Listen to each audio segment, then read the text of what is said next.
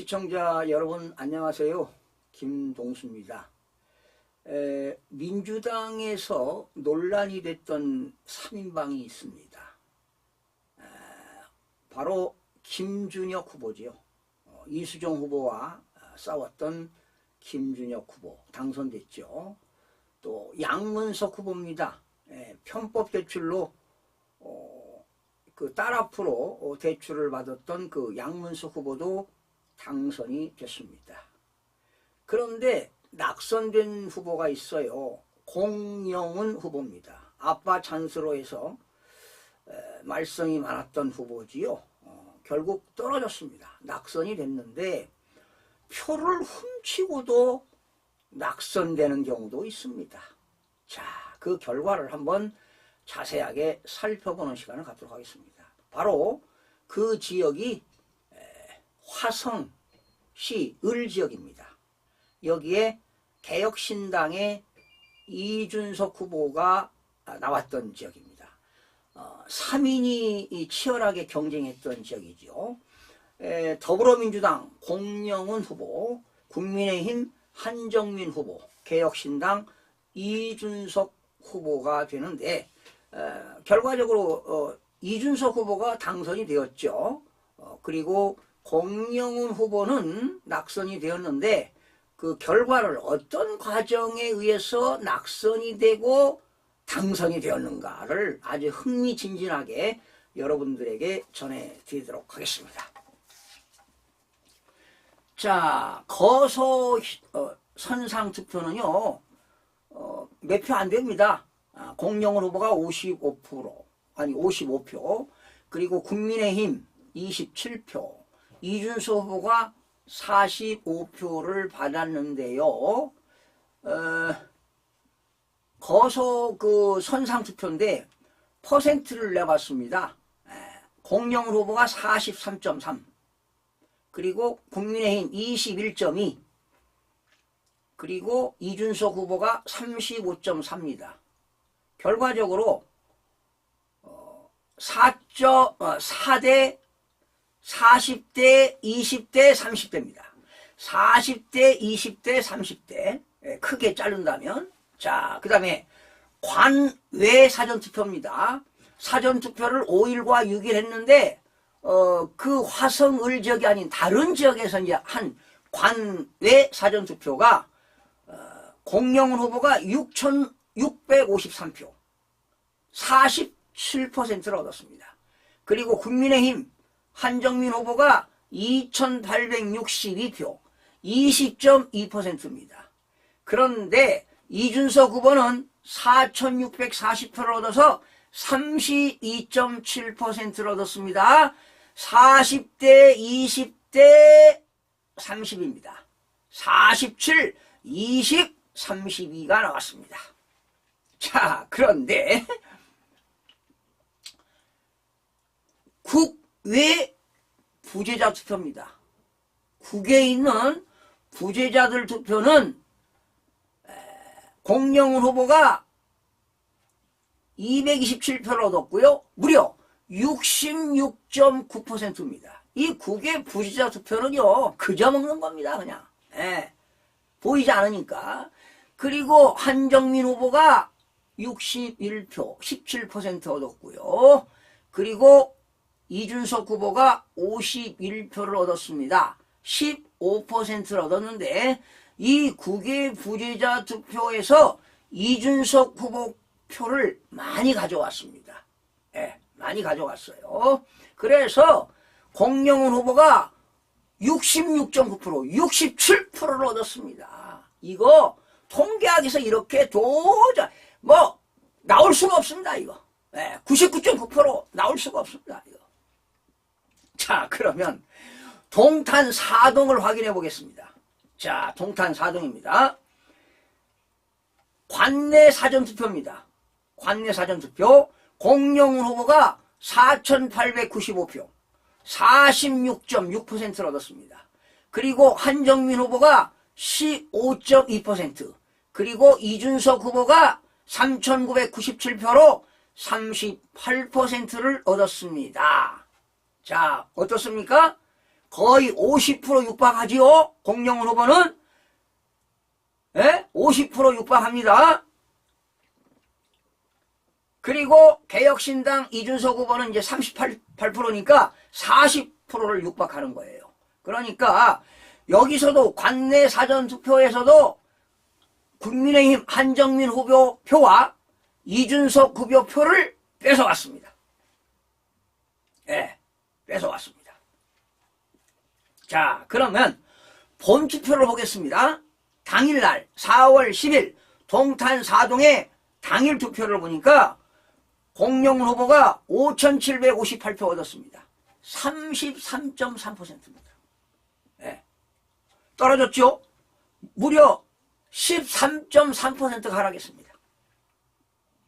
그리고 한정민 후보는 2,945표를 얻어가지고 17%를 얻었습니다. 17%. 그리고 이준석 후보가 당일날 동탄 4동에서 8,578표를 얻어서 49.6%, 50%를 받았습니다. 극과 극을 차이가 나지요. 자, 관내 투표에서는 이준석 후보가 11.6%를 더 많이 받았습니다. 본 투표에서. 그런데 공영훈 후보는 본 투표에서 13.3%를 적게 받았습니다. 이런 숫자는 나올 수가 없습니다. 그러면 동탄 6동을 보겠습니다. 동탄 6동. 관내 사전투표입니다. 공영훈 후보 2,836표, 46.4% 받았습니다. 거의 46.6, 46.4 이렇게 받았죠? 사전투표에서는. 그런데 한정민 후보는 989표로 16%를 얻었고, 개혁신당 이준석 후보가 2,277표, 이준석 후보 뺏어왔습니다. 그래서 관내 사전은 이준석이가 37.3%를 얻었습니다. 결과적으로 관내 사전에서는 동탄 6동에서도 거의 50% 육박합니다. 그런데 본투표는 동탄 6동의 본투표는 공영훈 후보가 4,006표를 얻어서 31.8%로 떨어졌습니다. 무려 15.2%가 떨어졌습니다. 퍼센트로 따지면 이건 말이 안 되는 겁니다. 이건. 그리고 한정민 후보는 2,471표 19.6% 받았고요. 자, 이준석 후보 참 대단합니다. 본투표에서 6,105표를 얻었습니다. 48.5%를 얻었습니다. 여러분, 사전투표에서는 37%를 얻었는데 본투표에서는 48.5%를 얻었으면 11.5%를 더 얻은 겁니다.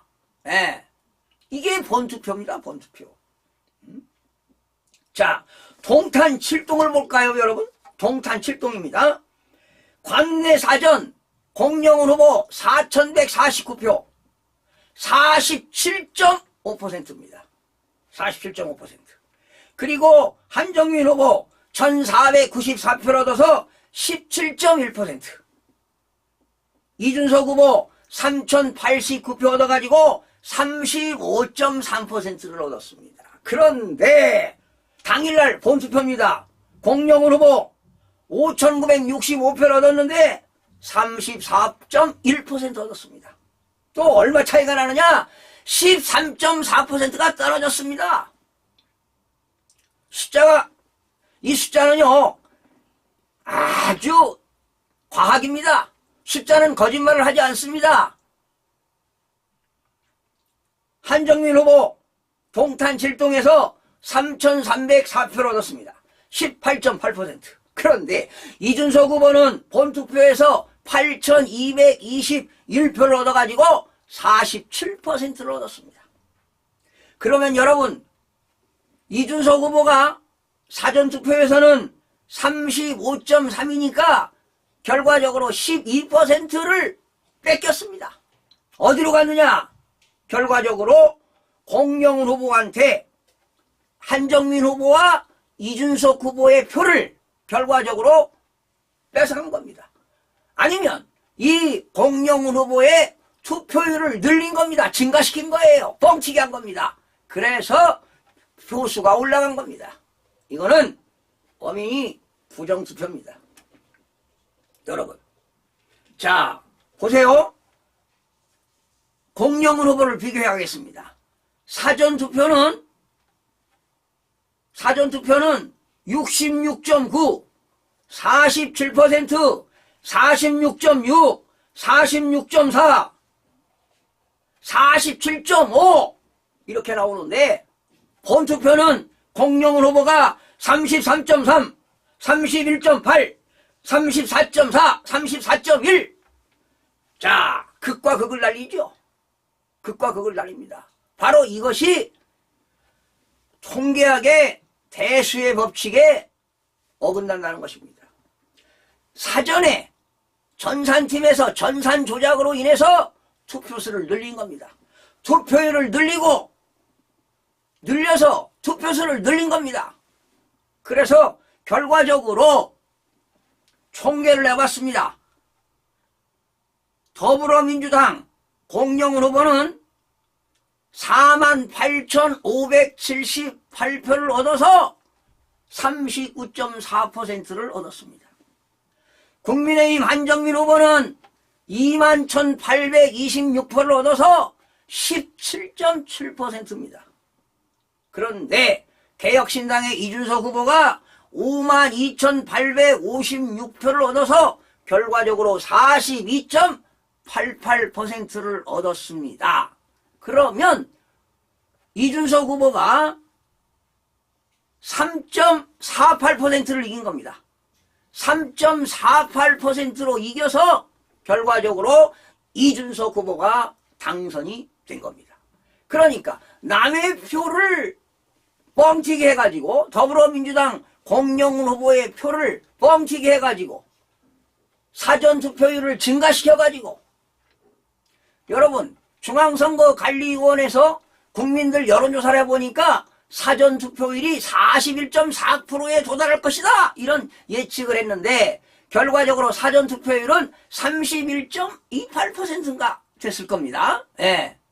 그런데도 역대 최대치를 기록했다 이런 언론들이 많이 나왔습니다. 이거는 사전 프로그램을 조작한 겁니다. 이거는 통계학의 대수의 법칙의 원칙에 맞지 않습니다. 자, 이렇게 남의 표를 훔쳐가지고도 당선이 안 되는 경우도 있다. 이거는 두 사람이 싸운 게 아니라 막강한 이 국민의힘 대표했던 그 젊은 이준석 후보가 개혁신당에 창당을 해서 대표를 맡고 젊은 층들이 있는 화성을에 출마했기 때문에 전략적으로 이 친구가 얼마나 머리가 비상합니까? 자, 그러네 마지막 이준석 후보에게 한마디 하겠습니다. 이렇게 어렵게 정말 고생해서 최선을 다해서 마지막까지 해서 부정선거가 있음에도 불구하고 당선이 된 거 지난번 3번 떨어졌죠. 이번 4번째 당선이 되었는데 이제 당선됐다고 해서 국회의원 초선해봐야 의미도 없습니다. 제가 수십 년간 입법 칼럼을 14대, 15대, 16, 17, 18, 19, 20, 21대까지 수천 개, 수만 개 입법 칼럼을 쓴 장본인입니다. 제가 평생을 써왔습니다.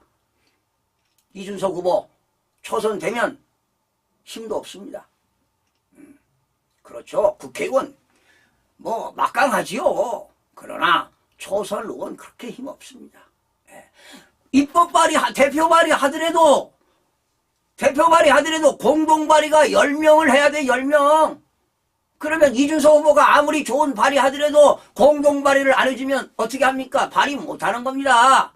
그러니 이제는 당선이 되었으니 겸허한 마음으로 정말 대한민국을 위해서 선공후사를 하겠다. 선당후사를 하겠다. 진정한 대한민국 국민들을 위해서 자유민주주의를 위해서 국가를 위해서 헌신하겠다는 그런 일념을 가지시길 부탁드리면서 오늘 방송 마치겠습니다. 계속 부정투표가 어떻게 발생했는가 지역별로 계속 분석해 드리겠습니다. 그리고요 지금 아직 조사를 못했는데 김준혁 후보가 막말로 말이 많았었어요. 뭐 이대 뭐 총장 이대생들을 뭐 성상납했다. 뭐 이런 이야기로 막말이 많았죠. 김준영 후보와 그리고 그 경기대 교수였던 그 이수정 후보, 요것도 제가 아직 더 섬세하게 조사해서 또 방송을 하도록 하겠습니다. 시청해주신 여러분 고맙습니다.